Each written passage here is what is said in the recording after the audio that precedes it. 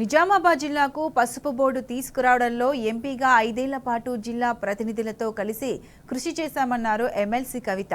కేంద్ర ప్రభుత్వంపై ఒత్తిడి పెంచామని తెలిపారు. బోర్డు రావడంతో సంపూర్ణం కాలేదని, పసుపు రైతులకు 15,000 రూపాయల మద్దతు ధర కల్పించాలని డిమాండ్ చేశారు. తాను బోర్డు కోసం పోరాటం చేసిన సమయంలో ఎంపీ అరవింద్ రాజకీయాల్లోకి రాలేదన్నారు. గతంలో అరవింద్ పసుపు బోర్డు అవసరం లేదని, స్పైసెస్ బోర్డు మేలని చెప్పిన విషయాన్ని గుర్తు చేశారు. పసుపు రైతుల ప్రయోజనాల కోసం మరింత కృషి చేస్తామంటున్న ఎమ్మెల్సీ కవితతో మా ప్రతినిధి రవీందర్ ఫేస్ టు ఫేస్. వాటిలో ఎంపీ కవిత గారు కొనసాగినంత కాలంలో పసుపు బోర్డుకు నిర్విరామ కృషి చేశారు. ఆమె పాత్ర అరణీయమని చెప్పవచ్చు. ఈ నేపథ్యంలో కవిత గారు మనతో ఉన్నారు. మేడం, చెప్పండి, ఎట్టకేళ్లకు బోర్డు శాంక్షన్ అయింది, కానీ అనేక అనుమానాలను మీరు లేవనెత్తారు. ఎట్లా అనిపిస్తుంది?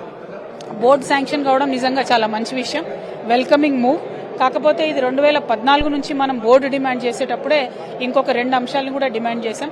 నేను ఎప్పుడైనా జిల్లాలో ఉన్నటువంటి రైతుల కోసం ఒక త్రిముఖ వ్యూహాన్ని అవలంబించి ముందుకు వెళ్ళినటువంటి వ్యక్తిని. ఎందుకంటే ప్రధానమంత్రి గారితో పాటు అనేక రాష్ట్రాల ముఖ్యమంత్రుల్ని, కేంద్ర మంత్రుల్ని అందరినీ కలిసి వాళ్ళ దగ్గర నుండి మద్దతు లేఖలు కూడగట్టి వాటన్నిటిని ప్రధానమంత్రికి ఇచ్చి ఆయన ఇక్కడ నిజామాబాద్కు వచ్చి ఒక పొలిటికల్ వాగ్దానం చేసేదాకా కంపల్షన్ మనం క్రియేట్ చేయగలిగినాం. 2019 ఎన్నికల్లో పసుపు బోర్డు అనేటటువంటిది ఒక ఎన్నికల హామీగా వచ్చింది అంటే దాని వెనకాల నా కృషి ఉన్నది, మా బీఆర్ఎస్ పార్టీ కృషి ఉన్నది. కాబట్టి ఆ చేసినటువంటి కృషిలో మెయిన్ అంశం ఏంటంటే పసుపుకు మద్దతు ధర ఉండాలి అని మనం కోరుకోవడం. అది ఇవాళ ఇవ్వకుండా కేవలం పసుపు బోర్డు ఇచ్చి దాన్ని పాలిటిక్స్ చేస్తూ ఇప్పుడున్నటువంటి ఎంపీ గారు రకరకాలుగా మాట్లాడడం అన్నది కరెక్ట్ కాదు. అదేవిధంగా పసుపు బోర్డు ఏర్పాటు రోజు కూడా వాళ్ళు చేసినటువంటి కార్యక్రమంలో ఏ ఒక్క పార్టీ ప్రతినిధిని పిలవకపోవడం, మరి ఏ రాష్ట్రాల ముఖ్యమంత్రులు లేకపోవడం, ఏ రాష్ట్రాల కనీసం వ్యవసాయ శాఖ మంత్రులు లేకపోవడం.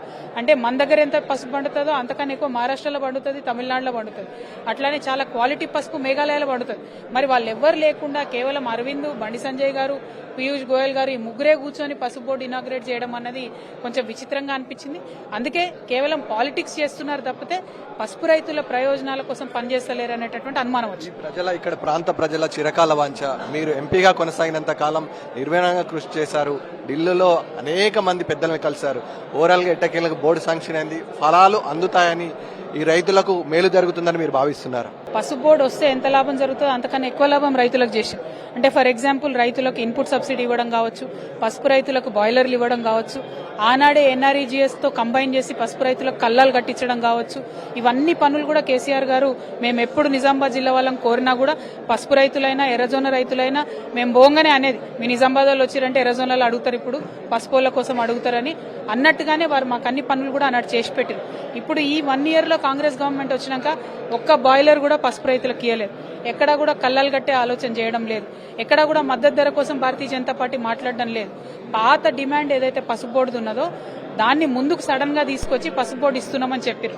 కానీ ఇదే ఎంపీ గారు గత 5 ఏళ్లలో ఏమన్నాడు, పసుపు బోర్డుతో పనే లేదు, పసుపు బోర్డు పని అయిపోయింది, పసుపు బోర్డు అవుట్డేటెడ్ ప్రపోజిషన్, అసలు అటువంటి ఆలోచన లేదన్నాడు.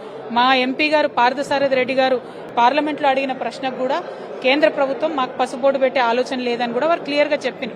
మరి ఆలోచన లేనటువంటి పసుపు బోర్డు సడన్ గా ఎందుకు తీసుకొచ్చి ఇచ్చినారు, దాని వెనకాల ఏముంది అనేటటువంటిది తెలంగాణ ప్రజలమే కాదు దేశ ప్రజలను కూడా ఆలోచించుకోవాలి. సరే, మంచిది తీసుకొచ్చిండ్రు, మరి దానికి బడ్జెట్ ఎక్కడ, దాని ఆఫీస్ ఎంత, దానికి ఉన్నటువంటి మిగతా ప్రమాణాలు ఏందన్నది కూడా క్లారిటీ లేదు. గెజెట్ చేసిండ్రు, దాంట్లో కూడా పెద్ద క్లారిటీ లేదు. సో ఈ అంశాలన్నీ కూడా చెప్పి సాలిడ్ స్టెప్స్ తీసుకోవాలి పసుపు రైతులకు బెనిఫిట్ అయ్యేటట్టు.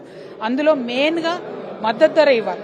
మద్దతు ధర ఇస్తేనే పసుపు రైతు బతకగలుగుతాడు, పసుపు సాగు చేసుకోగలుగుతాడు. పసుపుకి సాగు చేయడానికి పెట్టేటటువంటి అమౌంట్ చాలా ఎక్కువ ఉంటుంది కాబట్టి నార్మల్ రైతుని పసుపు రైతుని కంపేర్ చేయలేము. ఈ మద్దతు ధర ఇస్తే తప్పితే కాన్ఫిడెన్స్ తోని పసుపు రైతు ముందుకెళ్లలేడు. చివరిగా రైతులకు ఏమని చెప్పబోతున్నారు?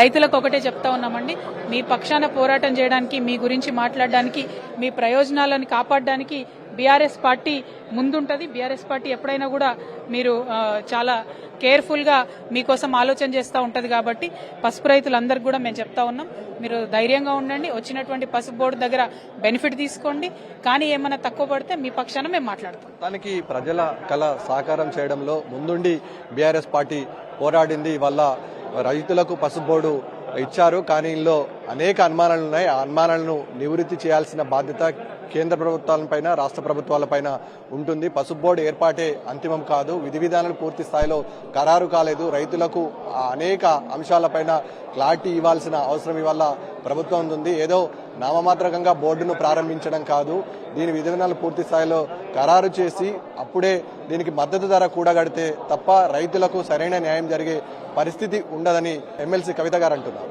వీడియో శ్రీకాంత్తో కలిసి రవీందర్, టీ న్యూస్, నిజామాబాద్.